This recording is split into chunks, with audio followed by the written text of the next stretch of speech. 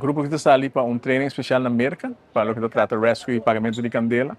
E me te querer que é importante para realizar com se tratando de um programa que já basta a gente agora organizar e que me também toca tem continuidade em dia, para mim é aquela hora de forma que me agora comandante de Cuba, dias pico aí passar e me também que ainda motivar para ele, está evaluando também como o processo está indo e agora aqui a comandante Cuba Sari é visita de grupo que vai se passar e avaliação que agora assim já tem alguma adaptação do programa também. No momento que meu grupo aqui que também tem um programa um pouco diferente que são ano passado e significa que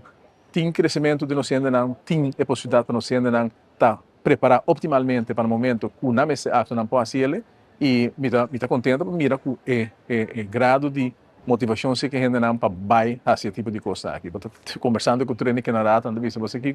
nós temos uma boa conversação mais ampla de a organização mesmo, você não tem sinto que tem coisa que